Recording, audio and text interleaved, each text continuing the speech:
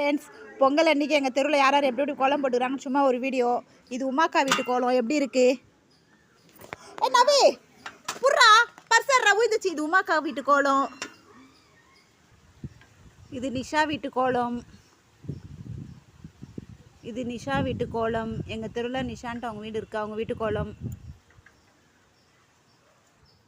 இது ஜெயந்தி அக்கா வீட்டு கோலம்.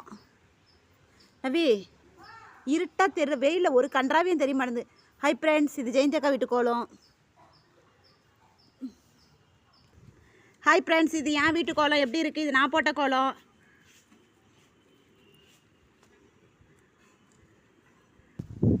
அப்புறம் அங்கே சிமெண்ட் தரையில் இருக்குது பார்த்தீங்களா, அதுவும் நான் போட்ட கோலம். 2 கோலம் போட்டிருக்கேன். இது கவிதா வீட்டு கோலம். அவங்க எப்பயுமே பெருசு பெருசாக கோலம் போடுவாங்க, ஆனால் கலர் அடிக்க மாட்டாங்க, ஏன்னா அவங்களுக்கு டைம் இல்லை சொல்லிட்டு. ஆனால் கோலம் செம்மையாக போடுவாங்க, வெள்ளையில் போட்டாலும். இது கவிதா வீட்டு கோலம், எங்கள் தெருவில் இருக்காங்க. ஐயோ, ஆனால் இந்த மழைக்கு மனமே பொறுக்க மாட்டேங்குது நவி. இது எங்கள் தெருவில், எங்கள் வீடு தள்ளி ஒரு 3 வீடு தள்ளி இருக்கிறாரு ஒரு தாத்தா. அவர் எங்கிட்ட ரொம்ப நல்லா பேசுவார். அவங்க வீட்டு கோலம். இருடா நவி.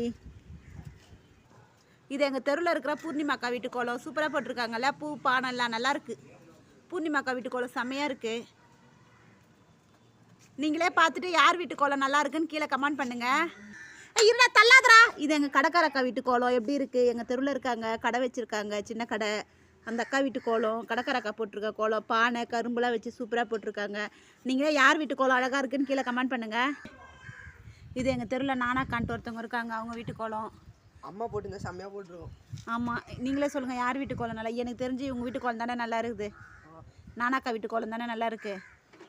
அப்புறம் அங்கே பானை வரைஞ்சிருக்காங்க.